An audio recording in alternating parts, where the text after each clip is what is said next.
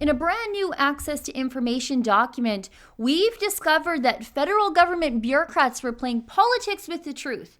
They were actually trying to hide the true amount of cash aid the government was giving to Syrian migrants. But we have the explosive numbers to share with you now.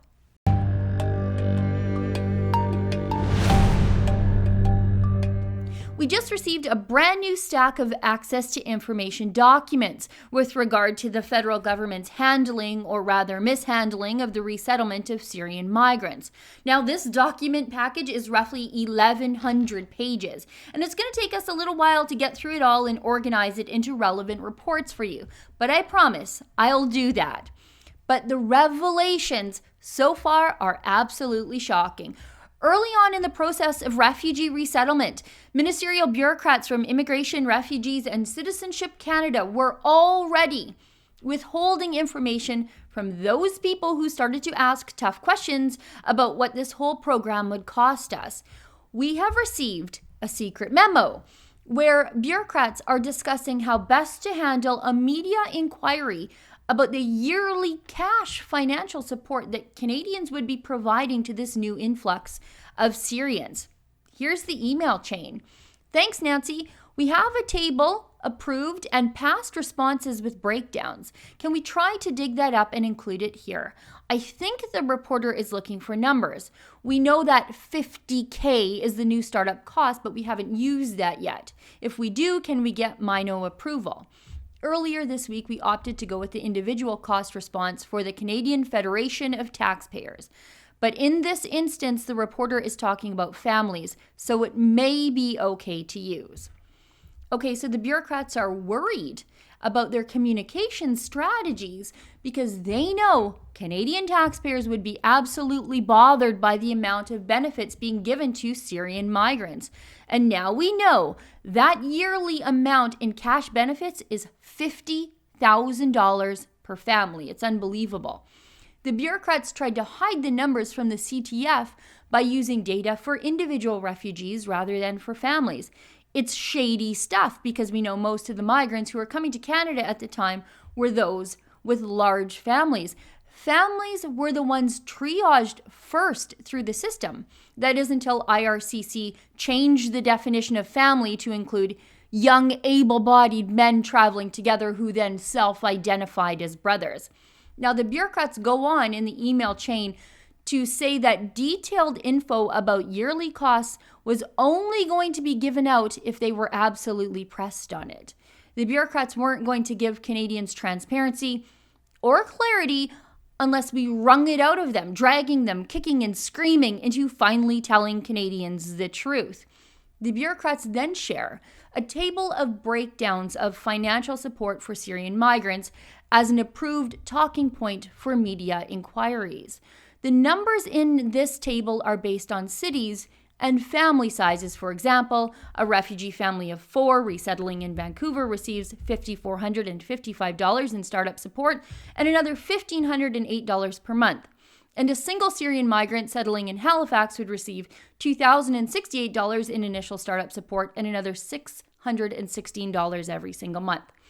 But the table conveniently doesn't give the yearly totals nor the numbers for families larger than 4, which is weird, since we know most Syrian families coming to Canada were much larger than just 2 kids and a mom and a dad. In fact, according to this graph, there were more families that were made up of 8 people than there were families of just 4.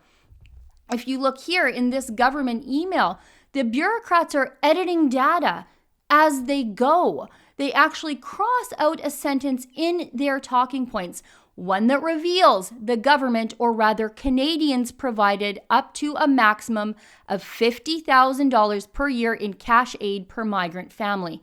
And to be clear, that's just the cash aid. That's not healthcare, dental, or any other number of benefits. But the bureaucrats didn't cross out that number here because it was inaccurate. We find that out in the next email in the chain, why they did it. The number was absolutely accurate, but it would be troublesome politically. Right here, Let's not mention the 50K, as you say, but let's add these details only. FYI, Kathy informs me that she will have the 2016 numbers very soon, maybe as early as next week. Don't mention it. Protect Trudeau, even if it means misleading those of us who are footing the bill. This is our allegedly nonpartisan civil service, blurring the numbers for the Liberals. It's gross. We wouldn't want those pesky, annoying taxpayers understanding that rushing to take 25 to 50,000 refugees as part of some virtue signaling quota would be costing us at least $50,000 in direct financial cash support, tax-free, per Syrian family in the first year alone. As we discovered in an Access to Information document last week, many of these same migrants were working and living and supporting themselves in safety in Jordan. But Canada plucked them up anyway and brought them to Canada where they couldn't speak the language, had to be housed in hotels, didn't like the cost of living here, had no jobs, and were a taxpayer virtue project of $50,000 per year. At the same time as Trudeau was moving heaven and earth to get already resettled refugees into Canada, Christians and Yazidis were truly in danger, being sold into sex slavery, killed in their churches, beheaded on their beaches, and those Christians and Yazidis who miraculously escaped all that evil, well, they are still unable to go into the Muslim-run UN refugee camps to get onto a refugee list to get to safe haven here in Canada. Samaritan's Purse workers testified at a House of Commons committee to the discrimination faced in the camps. So the government knew all of this. They knew all of it. I got two reports that I found disturbing. One was the report of some of our workers visiting a refugee who had an appointment for 2021 and was told maybe not even 2021, it might be 2022. So I can confirm that that is definitely true, and it makes no sense to me why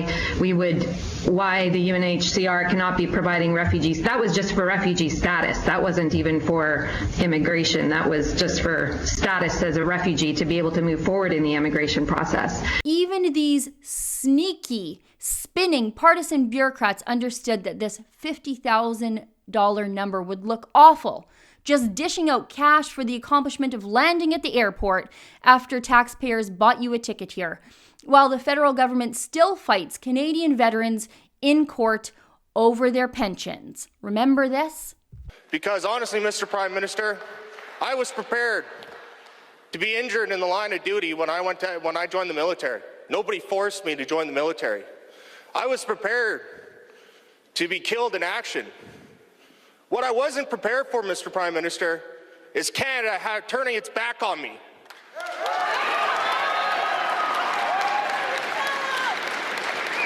So which veteran was it that you were talking about? Thank you, sir. Thank you for your passion and your strength and being here today to share this justifiable frustration and anger with me and with all of us here. Thank you for having the courage to stand here, and thank you for listening to my answer. On a couple of elements you brought up. First of all, why are we still fighting against certain veterans groups in court? Because they are asking for more than we are able to give right now. When dealing with veterans and the military, Trudeau's Liberals are suddenly fiscal tightwads, making our military share sleeping bags and backpacks and refusing to procure them the equipment and even the jets they need because the money just isn't there to spend, or rather, the Liberals just don't want to spend it on equipping our heroes. But the government's checkbook swings wide open to support many people who were admitting to government workers that they were better off in Jordan. These were people who weren't in immediate danger and weren't real refugees at all. I want to do something about all of this, but I need your help to do it. I have a petition to the Liberals. Actually, I have a petition directed at the Minister of Defense, Harjit Sajjan, a veteran himself, although his service record is more important and more distinguished in his own mind than it is in reality. But I'm not stopping there. My petition is also to the Immigration Minister, Ahmed Hassan. I want these two to know that thousands of Canadians are sick and tired of our veterans and Canadian forces being neglected by the Liberals. My petition is simple. I want you to tell the Liberals to stop treating bogus refugees better than the Liberals treat real Canadian military and veterans. You can sign it at 50,000.ca and share it. That's it. That's all I'm asking for. Treat our soldiers better. Quit fighting them in court.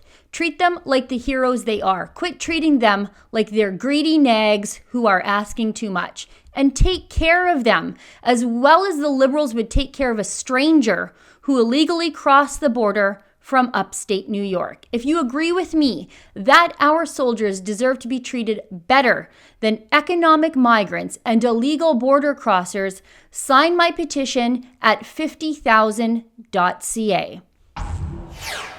If you're like me and you're sick and tired of this Liberal government treating illegal border crossers and economic migrants better than Canadian veterans and active service Canadian Forces members, sign my petition at 50,000.ca.